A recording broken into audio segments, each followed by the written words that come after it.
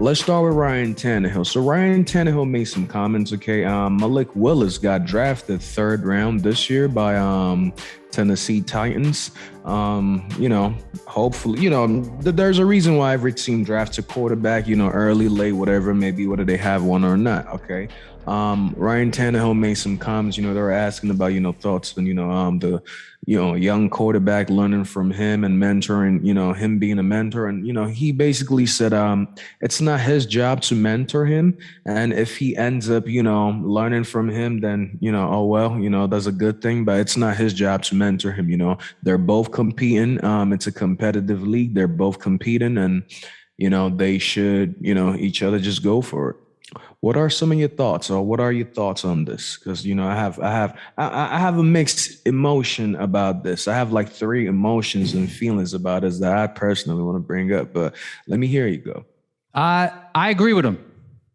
I heard the clip. I agree with him. Listen, he's there. Ryan Tannehill is there to compete for a championship, to keep his starting job as long as he can. Absolutely. The guy drafted, same thing. So they're going to have natural competition. I think that's very healthy. At the same time, like, would it be the right thing to say, hey, yeah, I'm going to mentor him, whatever? No, because that dude's coming for my job. He was drafted for a reason. He was drafted because the team, whether it was the third round or not, he was drafted because, hey, they're looking at my replacement.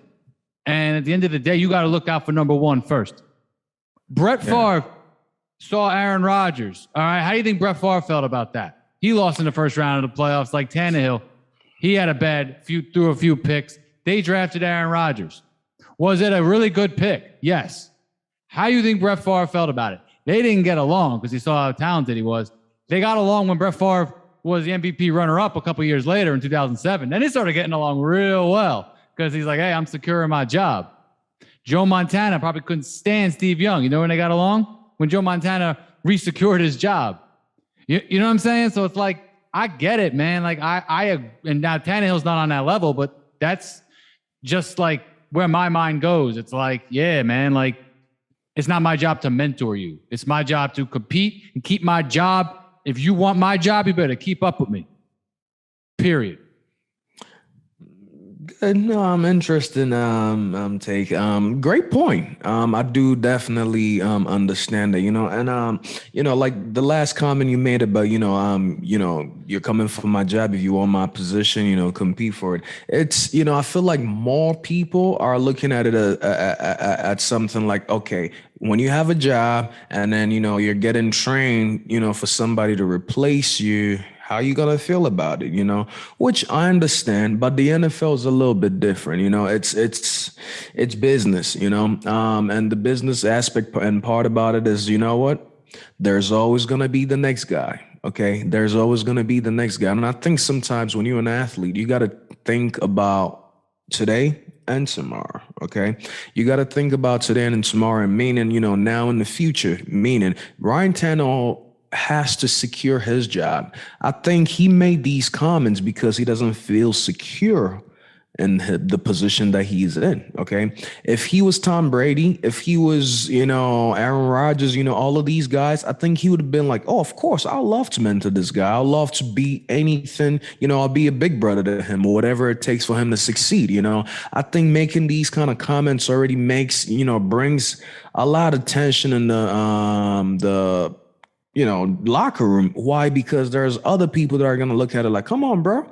You also had to sit behind somebody, and then learn from them, mentor them. But I get it. There's some people that don't think to themselves and think that they're leaders. But as an NFL player, not just an NFL player, as a starting quarterback, you got to, be assertive and act like a leader, when you're not in that position, I think that's where it brings you that kind of fear. And, like, for example, Baker Mayfield wanting a trade because the Browns were only interviewing Deshaun Watson. Why do you think he wanted a trade? Because he was like, shit, if you guys are interviewing Deshaun, I might as well find a home now. Why? Because in his heart, in his own conscience, he knows Deshaun Watson is a better quarterback than I am. He's more proven, even though he's played less seasons, he's more proven than I am. So he felt, I would say he felt more insecure than, disrespected, if you ask me.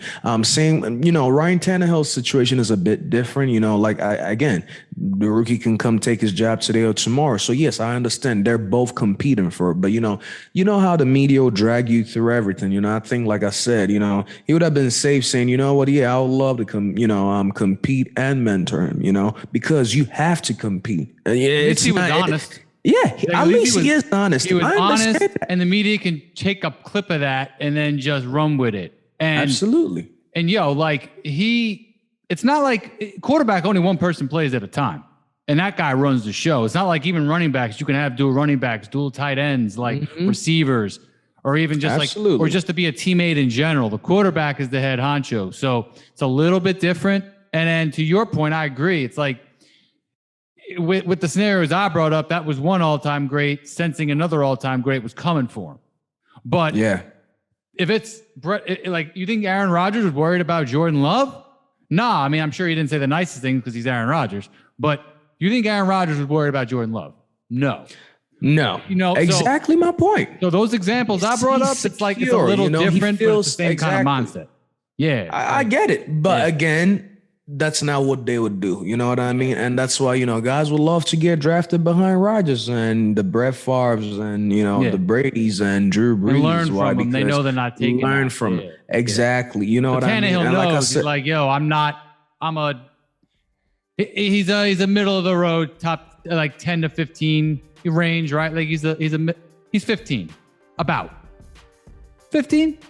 Below 15 and below. Absolutely. Yes. I'll give him that.